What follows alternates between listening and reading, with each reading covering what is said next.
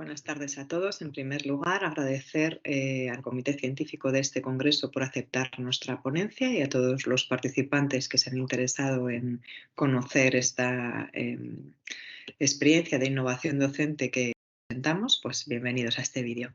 Yo soy Isabel Huercanos, docente de la Universidad San Jorge, del grado en Enfermería, y junto con mis compañeros Aintzane Orkaizaguirre, Enrique Ramón y Manuel Echaniz hemos preparado esta comunicación que espero que sea de su interés. Para contextualizar, decir que es una experiencia de aprendizaje cooperativo que se enmarca dentro del modelo educativo del Espacio Europeo de Educación Superior, ¿no? En el que el estudiante ha de ser el protagonista de su propio aprendizaje, y para ello los docentes debemos plantear estrategias que les faciliten esa adquisición de competencias propias del grado, pero de una manera pues, autónoma y activa. Además, en la universidad en la que realizamos esta actividad se promueve el aprendizaje integrado de contenidos y de lengua extranjera, es decir, que el aprendizaje de un segundo idioma, en este caso el inglés, no se realiza únicamente con una asignatura independiente, como puede ser inglés científico, sino que se complementa ese aprendizaje con diferentes actividades que incluimos en diversas asignaturas a lo largo del grado, en el que la actividad está planteada en ese segundo idioma.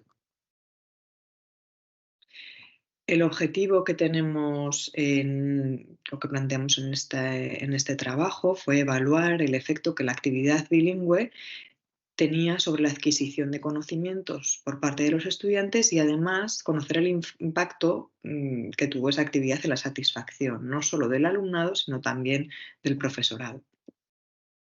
Para ello, la metodología que hemos utilizado, como decíamos en el título, es el Jigsaw o rompecabezas, y es un método diseñado por Alonso y sus colegas en la década de los 70. Lo escogimos precisamente por dos características fundamentales, o dos ventajas que tiene este método, y es el potencial de motivar a los estudiantes y que ayuda a asumir responsabilidades. Pues el trabajo individual de cada uno de ellos veremos que es esencial para lograr el éxito del equipo, ¿no? Entonces nos encontramos, supongo que muchos de ustedes tienen esta misma problemática en sus aulas, con que hay un volumen elevado de estudiantes por grupo, y que además pues, las clases en la universidad muchas veces tienen una duración bastante prolongada. Nosotros estábamos ante una sesión de 5 horas y 20, y bueno, pues queríamos buscar la manera de conseguir que los estudiantes pues, no se desconectaran, ¿no?, de la clase, o que no hubiera algunos compañeros quizás más motivados que acabaran sobrecargándose con sus tareas y además con otras que eran responsabilidad de los compañeros, pues para que las actividades que planteamos en el aula vayan saliendo adelante, ¿no? Queríamos un poco paliar ese problema buscando metodologías diferentes. Comentar que en este caso la hemos aplicado a la asignatura de Fundamentos de Enfermería y Cuidados Básicos, que es una asignatura obligatoria del primer curso que se imparte en el primer cuatrimestre. Los resultados que mostramos son pertenecientes al curso 2018-2019, y en concreto de todo el temario que vemos en la asignatura, el que trabajamos con esta metodología fue el de constantes vitales y glucemia.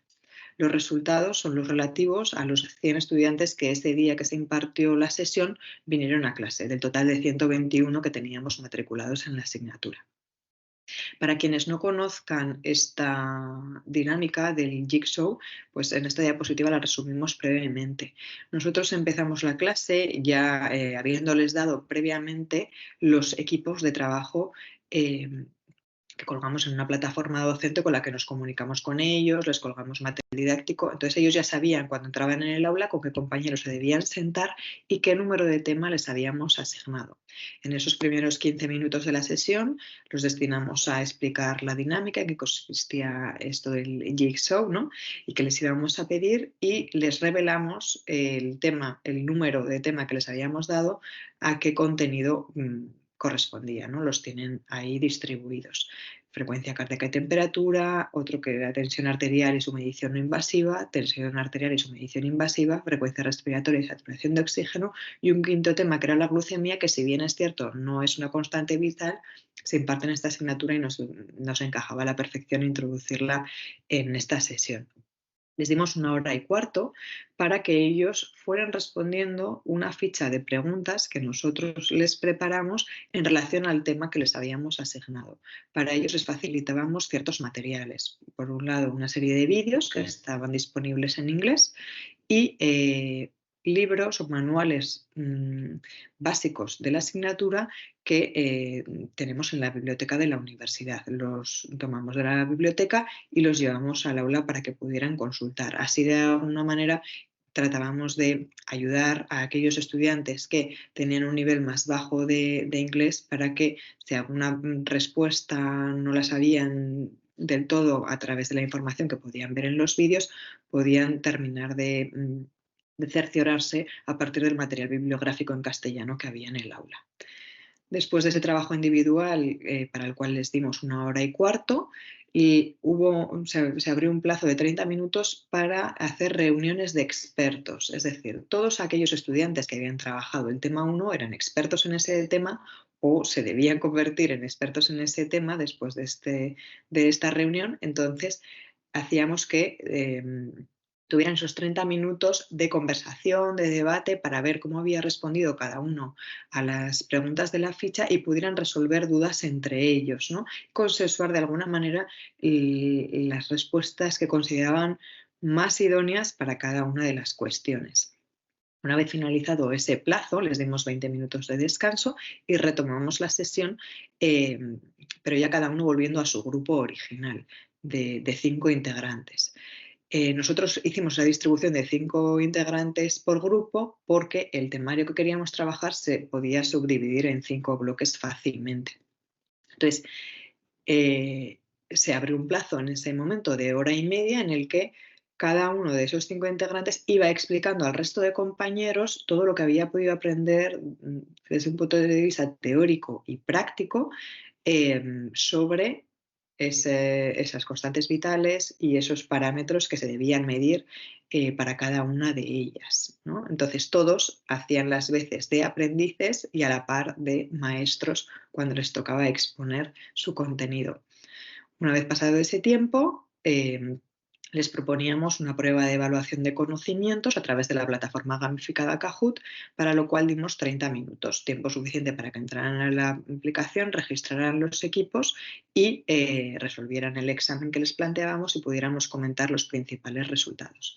La parte final de la sesión, la última hora, la dedicamos a que todo ese material, que creo que no lo he comentado previamente, pero en el aula también tenían material sanitario para poder hacer esas mediciones de las constantes, poder familiarizarse con el aparataje que había que utilizar, pues esfingomanómetros, pulsioxímetros, fonendoscopios, ¿no? Ese tipo de cosas, bueno, pues estaban también disponibles en el aula.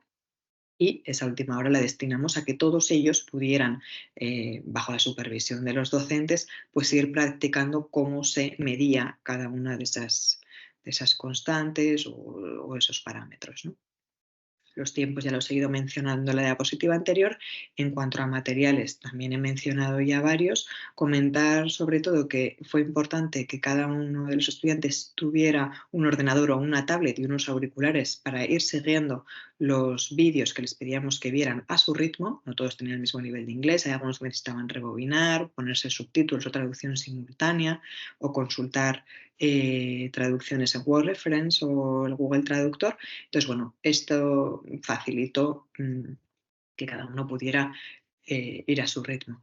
Y además, para finalizar en la sesión, nosotros colgamos, los docentes, en la plataforma docente que les comentaba, un PowerPoint, al igual que hacíamos con el resto de temas de la asignatura, para que tuvieran de alguna manera una base unificada a todos los estudiantes sobre los puntos importantes de cada una de las cuestiones que se habían tratado, ¿no?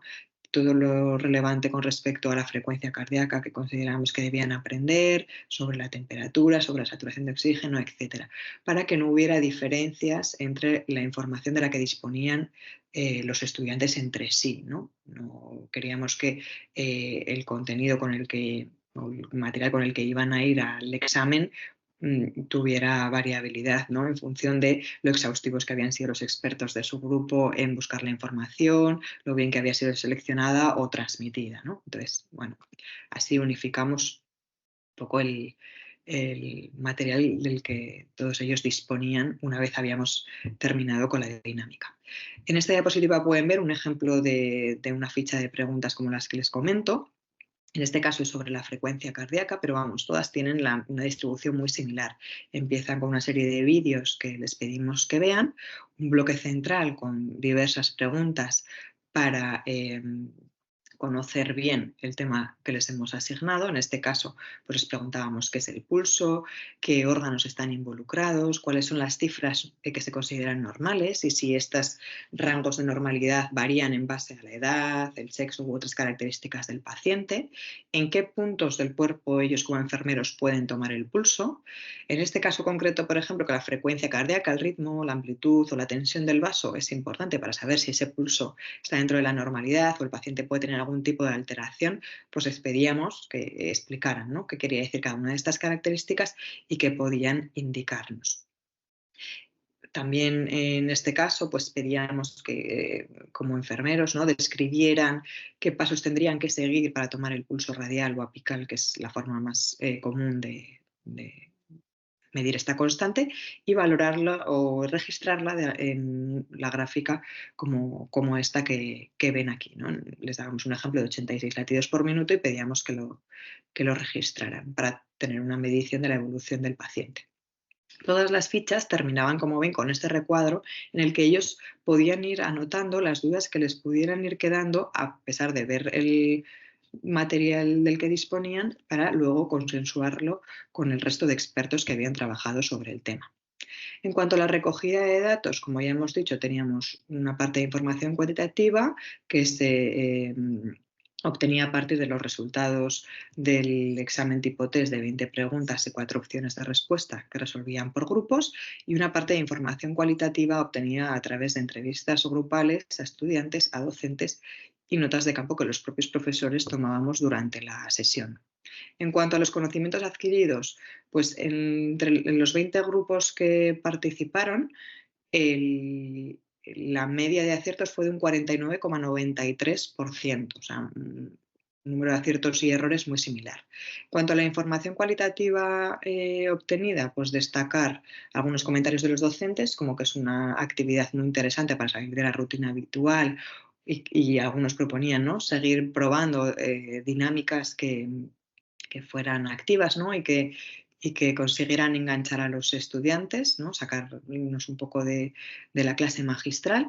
Pero si bien es cierto que esto requería una inversión de tiempo bastante importante. Y luego, viendo los resultados del Kahoot, que considerábamos que eran más bajos de lo que esperábamos, pues también nos planteábamos para el futuro valorar cuánto impactaba en esa adquisición de conocimientos el hacer la actividad en castellano en lugar de realizarla en inglés. Con respecto a los comentarios de los estudiantes, pues hubo varios muy interesantes. Algunos resaltaban que les sirvió para conocer otros compañeros, recursos disponibles en la biblioteca, y que el hecho de tener ese compromiso o esa responsabilidad con el resto del grupo les hacía mantenerse más atentos, ¿no?, no despistarse con otras cosas o consultando el móvil o internet.